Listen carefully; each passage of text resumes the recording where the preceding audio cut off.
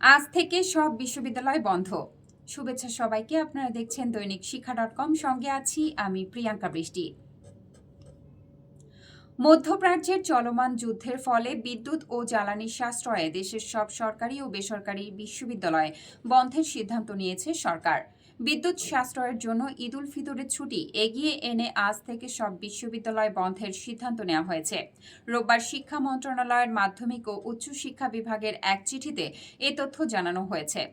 চিঠিতে জানানো হয়েছে, বর্তমান সময়ে বৈশ্বিক সংকট মোকাবেলায় জাতীয় পর্যায়ে বিদ্যুৎ ও জ্বালানি সাশ্রয় করা প্রয়োজন। এজন্য সব পাবলিক বিশ্ববিদ্যালয় এবং বেসরকারি বিশ্ববিদ্যালয়গুলোতে কর্মরত কর্মচারীদের বিদ্যুৎ ও জ্বালানি সাশ্রয়ী ও দায়িত্বশীল আচরণ নিশ্চিত করা প্রয়োজন।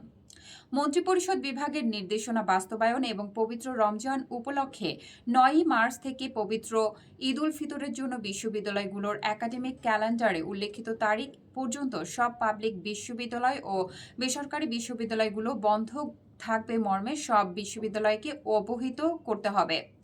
চিঠিতে আরও বলা হয়, বিশ্ববিদ্যালয়গুলোতে নির্দেশনাগুলো হলো, দিনের বেলায় পর্যাপ্ত প্রাকৃতিক আলো থাকলে বৈদ্যুতিক বাতি ব্যবহার পরিহার করতে হবে এবং জানালা ও দরজা কিংবা ব্লাইন্ড খোলা রেখে প্রাকৃতিক আলো ব্যবহার করতে হবে।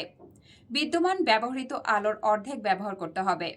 প্রয়োজনের অতিরিক্ত লাইটের ব্যবহার পরিহার করতে হবে। অফিস চলাকালীন প্রয়োজনের অতিরিক্ত লাইট, ফ্যান, এয়ার কন্ডিশনার সহ অন্যান্য বৈদ্যুতিক যন্ত্রপাতি বন্ধ রাখতে হবে। এয়ার কন্ডিশনারের ব্যবহারের ক্ষেত্রে মাত্রা 25 ডিগ্রি সেলসিয়াস বা তার উপরে রাখতে হবে। অফিস কক্ষ ত্যাগ করার সময় কক্ষের বাতি, ফ্যান, এয়ার কন্ডিশনার সহ সকল বৈদ্যুতিক সরঞ্জাম বন্ধ করতে হবে। অফিসের করিডোর, সিঁড়ি, ওয়াশরুম ইত্যাদি স্থানে অপ্রয়োজনীয় বাতির ব্যবহার বন্ধ করতে হবে।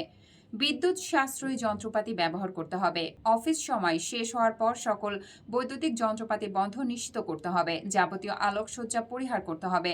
গাড়ির ব্যবহার সীমিত করতে হবে। জ্বালানি ব্যবহারে সাশ্রয়ী হতে হবে।